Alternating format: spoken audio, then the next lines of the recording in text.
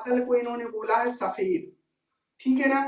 इन्होंने क्या बोला है, बादल को क्या बोला है इन्होंने, क्या बोला है, बादल को इन्होंने बोला है क्या, सफेद।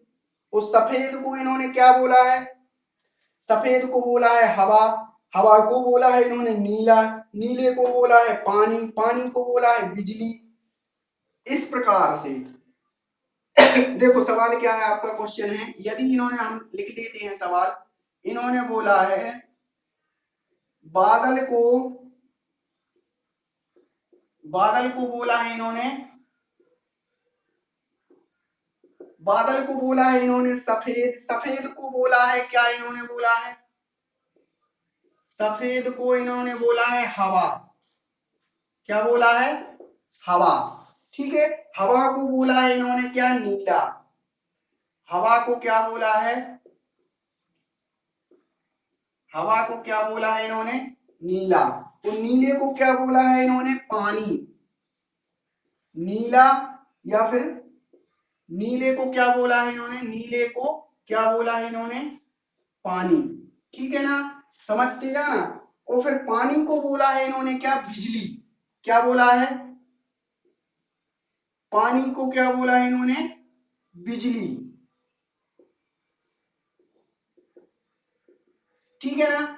यहां लिख देते हैं, यहां हम, यहां थोड़ा सा पूरा सवाल ही लिख दें, यहां आ जाएगा यदि, यहां से क्वेश्चन स्टार्ट होता है, ठीक है। यदि बादल को सफेद, सफेद को हवा, हवा को नीला, नीले को पानी, पानी को बिजली, ठीक है ना, पानी को बिजली कहा जाए, यहां क्या लिख देते हैं हम, कहा जाए, ठीक है ना, कहा जाए, तो बताइए पक्षी कहां उड़ेंगे। तो क्वेश्चन क्या हो जाएगी, क्वेश्चन क्या हो जाएगी, हो जाएगा, तो बताइए, बताइए पक्षी, बताइए पक्षी, पक्षी कहां उड़ेंगे। अब आपको तो पता होगा पक्षी कहां उड़ते हैं, यहां इन्होंने आकाश तो दिया नहीं, तो आकाश तो आप बता नहीं सकते हैं, ठीक है। अब देखो फिर से हम क्वेश्चन को रिपीट करते, यदि बादल को इन्होंने क्या बोला है, बादल को सफेद, सफेद को हवा, हवा को नीला, नीले को पानी, पानी को बिजली कहा जाए, तो बताइए पक्षी कहां उड़ेंगे। अब आपको पता होगा पक्षी कहां उड़ते हैं, हवा में, ठीक है ना, कहां उड़ते हैं, हवा में। तो अब आपको ये देखना है कि हवा को इन्होंने क्या कहा है, ठीक है ना। तो हवा को देखो ये इन्होंने क्या बोला है, हवा को नीला, ठीक है ना। तो यहां जो आपका आंसर बनेगा वो क्या हो जाएगा, नीला। बात समझ में आ रही होगी। यहां आपको इस प्रकार के सवाल बहुत ही सरल होते हैं, आपको लास्ट की लाइन देखना है कि इन्होंने क्या पूछा है, ठीक है ना।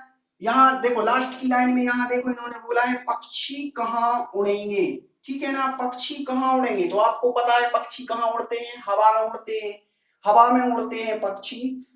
तो अब अब ये देख लेने का इन्होंने हवा को क्या बोला है, वही आपका आंसर होगा, ठीक है ना। तो ये आपका ये क्या हो जाएगा, आंसर हो जाएगा। हमें उम्मीद है कि आप बहुत ही अच्छे से आप समझ गए होंगे। अब देखो इसके बाद अगला, यदि हम अगले टाइप की बात करें, अगले टाइप की बात करें,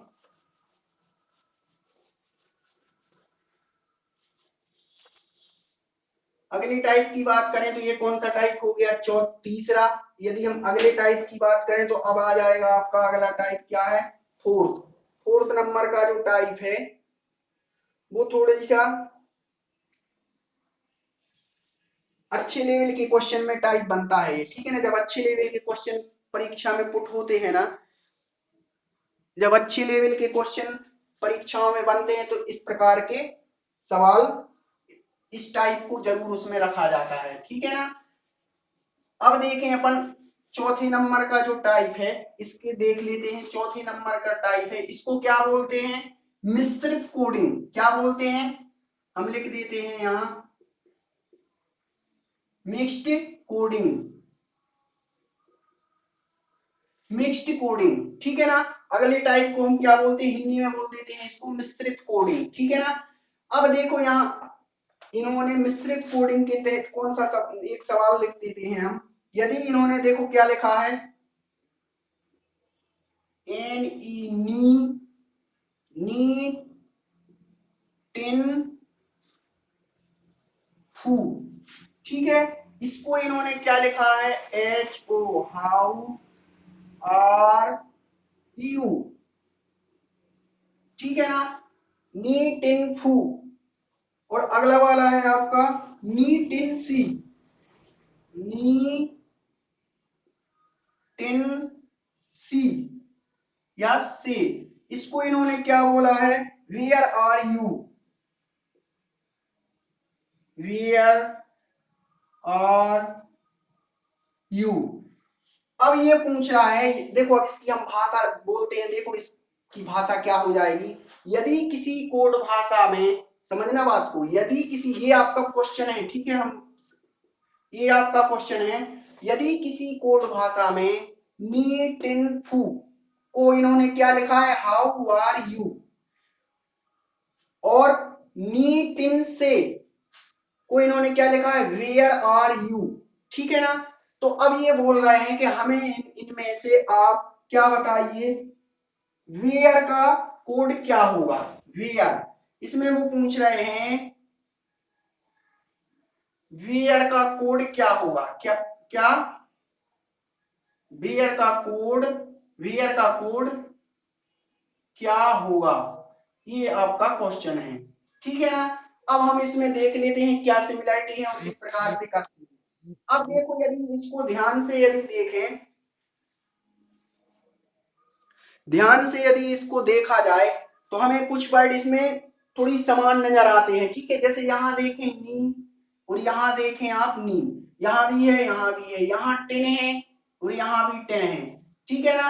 अब जब ये दो लेटर इन दोनों में समान है तो ये यदि इसमें भी देख लो कि दो दो लेटर इसमें भी समान होंगे, यहाँ देखो आर है, यहाँ भी आर है, यहाँ यू है, यहाँ भी यू है, ठीक है ना। तो हमें इससे क्या पता चल गया कि इनका मतलब क्या है, ये यहाँ दो लेटर समान है, यहाँ दो लेटर, यहाँ दो लेटर मतलब सॉरी दो वर्ड समान है, यहाँ भी दो वर्ड समान है, बात समझ में आ रही होगी।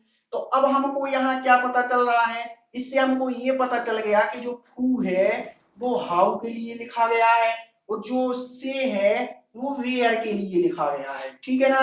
तो यहाँ वेयर का जो कोड है वो क्या हम बता देंगे, यहाँ क्या हो जाएगा, वेयर का कोड से, यही आपका आंसर हो जाएगा, ठीक है। वाला टाइप क्या है, टाइप नंबर 5, टाइप नंबर 5 जो है वो किस प्रकार से, प्रतीक कोडिंग। प्रतीक कोडिंग क्या होती है, किसी भी मतलब किसी भी वर्ड को एक किसी संकेत के रूप में, किसी सिंबल के रूप में कोड करेंगे, ठीक है, यही कहलाती है प्रतीक कोडिंग। देखो इन्होंने सोल को, ये लिखा हुआ है सोल, सोल को इन्होंने कैसे कोड किया है, सोल हैश, इस प्रकार से कोड किया है। अगला वर्ड है आपका डी आई एम ई, इसको इन्होंने किस प्रकार से कोड किया है, 3% का साइन है, 7 है, और यहाँ पर क्या है, हैश, बात समझ में आ रही होगी। तो ये बोल रहे हैं मोडेस, क्या बोल रहे हैं, मोडेस, क्या बोल रहे हैं, मोडेस का हम किस प्रकार से, मतलब ये देखना इधर इनकी भाषा, सोल को इन्होंने इसमें कोड किया है, डाइम को इसने इन्होंने इसमें कोड किया है, तो ये मोडेस का पूछ रहे हैं कि मोडेस को हम किस प्रकार कोड करेंगे। तो हम यहाँ देख लेते हैं इन्होंने किस कौन से लेटर को क्या लिखा हुआ है, बात समझ में आ रही होगी।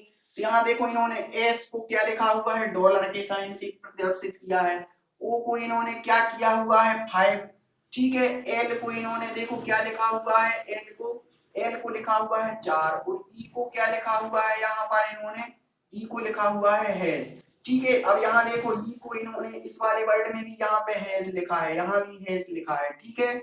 अब डी को इन्होंने क्या लिखा, 3, आई को लिखा है परसेंट का साइन दिया हुआ है, और एम का दिया हुआ है 7, बात समझ में आ रही होगी। तो अब हमें इन्हीं लेटर में से ये वर्ड बना है, और इन्हीं सिंबल में से उठा करके यहाँ लिख देना है, तो ये आपका अगला अगला टाइप बन जाएगा, ठीक है। ये बहुत ही सरल टाइप होता है, ठीक है। तो यहाँ देखो एम को इन्होंने क्या लिखा है, 7, ठीक है, तो यहाँ हम 7 लिख देंगे। इसके बाद है ओ को इन्होंने क्या लिखा हुआ है, 5, तो हम 5 लिख देंगे। अब है डी, तो डी को इन्होंने क्या लिखा हुआ है, 3, तो हम 3 लिख देंगे। अब लिखा हुआ है ई को इन्होंने देखो दोनों वर्डों में हैश से प्रदर्शित किया हुआ है, मतलब हैज, ये ई के लिए इन्होंने हैज से कोड किया है, बात समझ में आ रही होगी। अब देखें एस, एस को इन्होंने क्या लिखा हुआ है, डॉलर का साइन दिया हुआ है, ठीक है, तो डॉलर के साइन को इन्होंने ऐसे, ये डॉलर का साइन हो गया, ठीक है। तो ये आपकी ये अगली वाली कोडिंग होगा, ये 5वें नंबर की कोडिंग जो प्रतीक कोडिंग कहलाती है, ठीक है। जितनी भी कोडिंग, जितने भी टाइप हमने बताए हो, जिनकी जितने भी हमने केस इससे पहले वाले वीडियो में भी बता चुके हैं, ठीक है ना, ये सभी केस और सभी प्रकार की कोडिंग, सभी टाइप यदि आप सीख लेते हैं, ठीक है ना, और भी कई टाइप होते हैं मगर अधिकतर जो सवाल बनते हैं वो इसी टाइप में से बनते हैं, बात समझ में आ रही होगी, ठीक है ना। चलिए ठीक है।